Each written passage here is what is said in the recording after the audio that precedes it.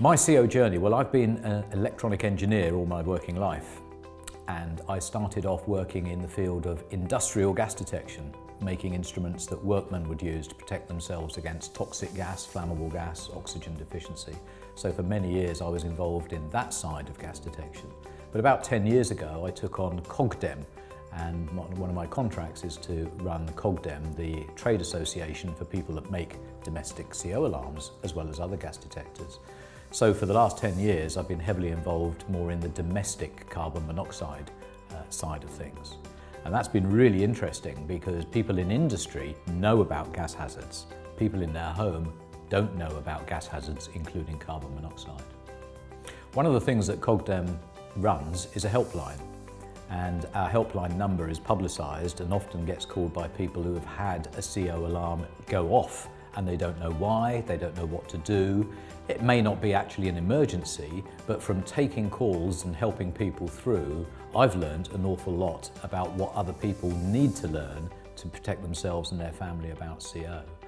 For example, New Year's Eve last year, agitated lady on the phone, her CO alarm had gone off, she didn't understand why. The CO alarm was not in the same room as the boiler was elsewhere in the house, the CO alarm was in the kitchen.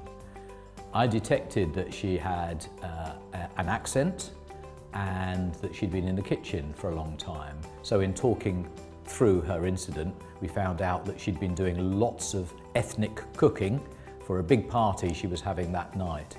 The cooker was covered in tin foil, the tin foil was stopping the oxygen getting to the cooker.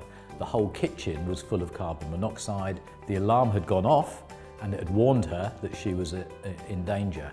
Now she rang the helpline because she didn't know what to do. So I was able to talk through the fact she needed to ventilate and what she'd done on the cooker was not appropriate, and that kind of use of a domestic cooker for long periods of time, almost using it as a commercial cooker for cooking commercial quantities of food, is what led to the problem. So our helpline enables me to get a picture of the kind of CO incidents, slightly more unusual perhaps, but nevertheless if it's happening to one person, it must be happening to lots of others.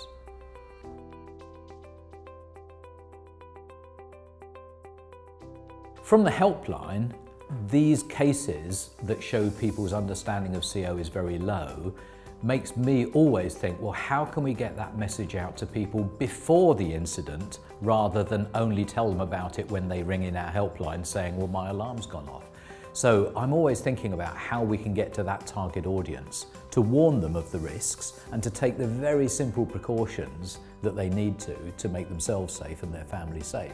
Those precautions would be have proper appliances, properly installed, properly checked and serviced, maintained by competent engineers. Have a carbon monoxide alarm that you test regularly to make sure it's working and have it installed in exactly the right place. Understand the symptoms of carbon monoxide. So if you or your family start to develop any of these symptoms, you might think to yourself, oh, is that something I've inhaled, I breathed in recently? Then know what to do. If there is a symptom, if there is an alarm activation, what you need to do. Get out, ventilate, turn the appliances off, call for help, all those actions. So it's trying to think of new ways to get that message out, which I think is important. And that's why I'm a great supporter of Project Shout.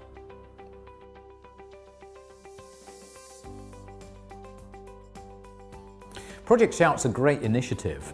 In a way, it's a bit of a shame that it's taken Project Shout to try and get TV adverts about the risks of carbon monoxide. It's something which we really ought to expect to come from government or to come from the energy companies.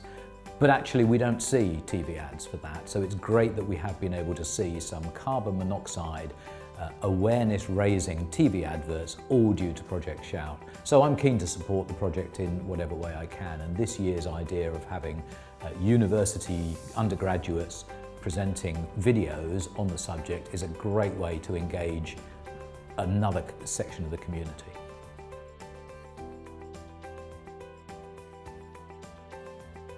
You often see shows on television where people are asked to judge, and the judges come out with trite statements that say, well, the quality this year was very, very high, it's been very difficult to judge.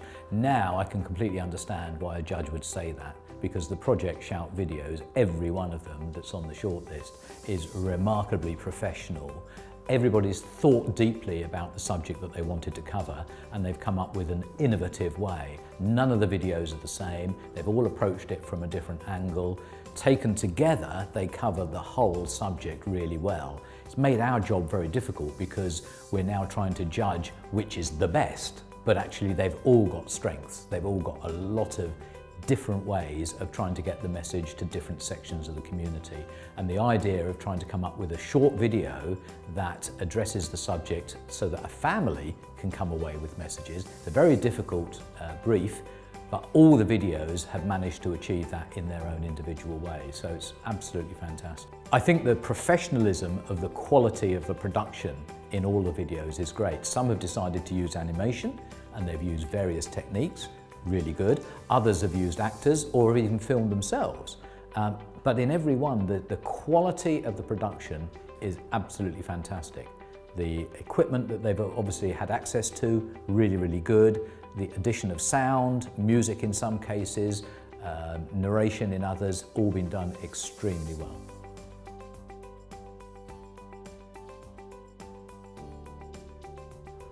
The key messages about carbon monoxide poisoning that I particularly would like people to know is that it can affect anybody.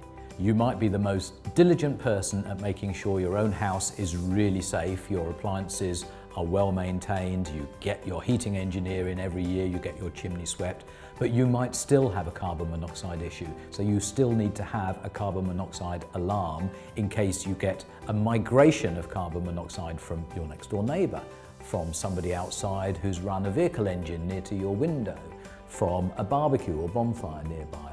Carbon monoxide can affect anybody, no matter how careful they are. So to have a carbon monoxide alarm or more than one alarm in the appropriate places is absolutely vital. To have understood a little bit about the symptoms, to know what to look out for, is vital. But also the key thing is to know how to protect yourself, particularly if an alarm is activated. What are the first stages of actions that you should take? What are the first steps? So that's the thing that I would advise people to do. And it isn't difficult.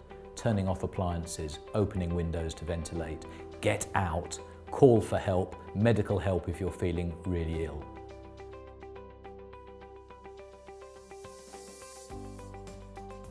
So somebody watching this video who doesn't already know about carbon monoxide and the hazard and the risks, they could go to the Project Shout website, projectshout.com, and learn an awful lot more, find out how to protect themselves, find out how to protect their family, find out a bit more about the symptoms of carbon monoxide so you can be on the lookout for any symptoms, because it could happen to anybody. Carbon monoxide poisoning doesn't choose people, it can happen to anybody.